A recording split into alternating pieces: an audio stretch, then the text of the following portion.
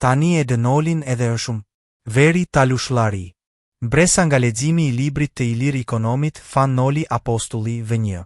Disa vite më parë, një armatë e tërë kalorësisht të Skënderbeut e grinë dhe sa nuk e vranë në rrjetet sociale një historian austriak, Oliver Schmidt dhe studiuesin e shuar shqiptar, të ndjerin Ardian Klosi, pasi ata folën e shkruan për çmitizimin e herojt ton kombëtar, Gjergj Kastrioti Skënderbeut.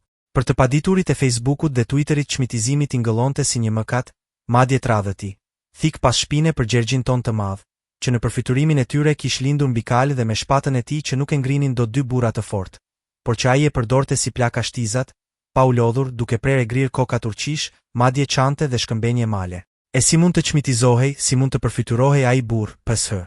Një ditë të bukur, duke folur me generalet e tij, papritur e ndërpret bisedën dhe u thot: "Më falni o miq, po më duhet të shkoj deri aty pak tej se kam pak dhimbje barku."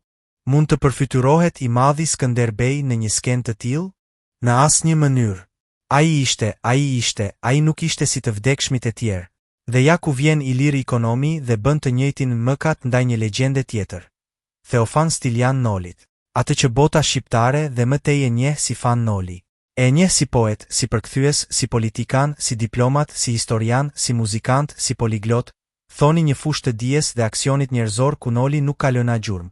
Por me të drejtë e mbi të gjitha e njeh si themeluesin e kishës ortodokse autoqefale shqiptare. Edhe ai vetë këtë vlerë i jep vetes. Krijimi i kishës autoqefale shqiptare shpëtoi jugun e Shqipërisë nga pushtimi, aneksimi dhe asimilimi grek.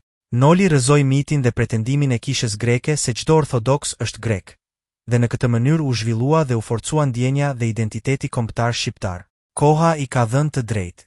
E me gjithë këto vlera e këtë kryevlerë, është e natyrshme ta quash e ske si të mos e përfiturosh Nolin veçse si legjend. Ta përfiturosh një djalosh 24-25 vjeçar që pasi u nis nga i Briktepeja, një ngulim luftëtarësh shqiptar, kolonjar, në shërbim të sultanit që sipas traditës merrnin dhe familjet pas vetes, bëri ca shkolla e ca punë në Athinë, Stambolla Egjipt, një ditë u gjet në Amerikë, fillimisht në Buffalo dhe pastaj në Boston, e duke parë gjendjen e mjeruar të shqiptarëve veshi rason e priftit dhe menjëherë shqiptarët e ndoqën si mesian.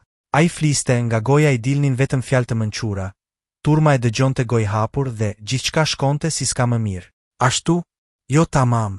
Se legjendat janë një gjë dhe jeta, realiteti, zhvillimi i ngjarjeve janë krejt tjetër gjë. Ja, pikërisht këtë na tregon Ilir Ikonomi. Ky është mëkati i tij. Se na tregon me kulturë dhe me një shqipe të bukur, të rrjedhshme, por më rëndësishmja me vërtetësi të mbështetur mbi dokumenta autentik Nolin ton, të diturin ton, të mençurin ton ashtu si ka qenë, ashtu si ka lindur dhe është rritur, ashtu si është shkolluar e dituruar, ashtu si ka punuar si prift, si krijues letrar, si politikan, si diplomat e tij.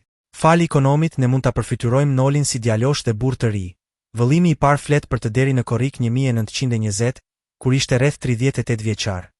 Duke lëvizur rrugëve të Bostonit apo auditoreve të Harvardit, duke meshuar apo shkruar, por edhe duke debatuar e shpesh edhe duke u grindur, sharë mallkuar kundër shtarët apo armiqt. Në përfytyrimin ton, por edhe siç e dokumenton bukur edhe ky libër, Noli është një adhetar i madh, që ka bërë si rallëkush për Shqipërinë. Por jo më pak adhetar dhe që ka bërë aq shumë për adheun ton është edhe plaku i pavarësisë, Ismail Qemal Vlora. Por e dini ju që nuk e keni lexuar librin Fan Noli Apostulli të Ilir Ikonomit se kur u takuan në vitin 1913. Ismail Qemali nuk e pëlqeu as pak Fan Nolin dhe në 6 vitet që pasuan, deri në vdekjen e tij, Noli e luftoi me çdo mjet plakun e Vlorës? Ja pra, ky është mëkati i këtij libri, i tregon ngjarjet siç kanë ndodhur, pa dorashka. Deri para se të lexoja këtë libër, kam pasur një mendim krejt tjetër për motrat Qiriazi, Sevastin dhe Parashevin. Gati më dukeshin si roza anagnosti tek ai filmi i famshëm Mësonitoria. Por Ikonomi na tregon se pa vënë as pak në dyshim kontributin e tyre për kulturën, shkollën dhe alfabetin shqip. Gjatë viteve kur edhe në SBA ato dhe Kristo Dako ishin jo thjesht kundërshtare dhe penguese të punës së Nolit si prift dhe në Federatën Vatra e gazetën Dielli, por ato edhe shpifën dhe e spionuan të EB, me akuza të paqëna si spioni austriakëve e tij. Këto janë të vërteta që dhembin, por janë të vërteta sepse autori çdo hap të Nolit dhe të bashkëpunëtorëve, bashkëluftëtarëve apo kundërshtarëve të tij e ka vërtetuar me dokumenta. Aty ku nuk është i sigurt apo nuk ka arritur të gjejë dokumenta, Ikonomi nuk spekulon, nuk paragjykon, nuk hamendëson. Faik Konica, një tjetër shqiptar i madh që për rreth 30 vjet në fushën e kulturës, gazetarisë, letrave dhe politikës e diplomacisë ka qenë bashkëudhëtar i Noli. Kur u takuan dhe u njohën në vitin 1909 ata u bën miq e shok të mirë, por duke qenë dy karaktere të ndryshme, me formime ambicje të ndryshme, shpejt filluan përplasjet. Fruti bashkëpunimit të tyre janë dy veprat madhështore që u mbjetuan kohrave dhe janë aktive edhe sot e kësaj dite, duke bërë aq shumë për çështjen shqiptare, vatra dhe dielli. Por këta dy gur diamanti të trashëgimisë sona adhetare e kulturore, që në fillimet e tyre e kanë kryer misionin e tyre mes vështirësisë e përpjekjesh heroike të këtyre dy burrave e krahas tyre edhe të Kristo Floshit, Sotir Pecit, Kost Çekrezit, Kolt Romarës, Qerim Panaritit e të tjerëve, por edhe mesh debatesh, zënkash, sharjesh e mallkimesh të hatashme. E megjithatë vështrimi i tyre ka qenë dhe mbeti nga e mira e Shqipërisë. Dhe fakti që Shqipëria mbijetoi, fakti që edhe Kosova u shkëput nga kthetrat e Serbisë, fakti tjetër që edhe pse me probleme, ato janë futur në rrjedhën e proceseve të integrimit evropian, tregon se vizioni i atyre burrave ka qenë drejt zhvillimit e përparimit të trojeve shqiptare. Por pikërisht se rrjedha e ngjarjeve e shenjoi fatin e Shqipërisë ka hemira.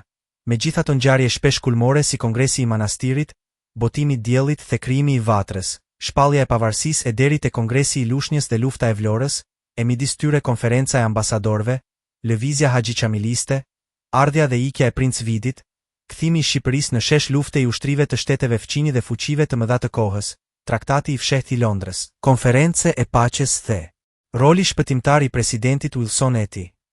Për të gjitha këto libri i Ilir Ikonomit Fan Noli Apostulli V1 është aq i vlefshëm dhe interesant.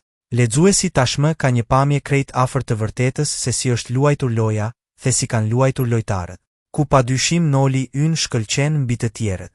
Ikonomi na e ka bërë këtë të mirë. Ta njohim e shohim Nolin ashtu siç ishte.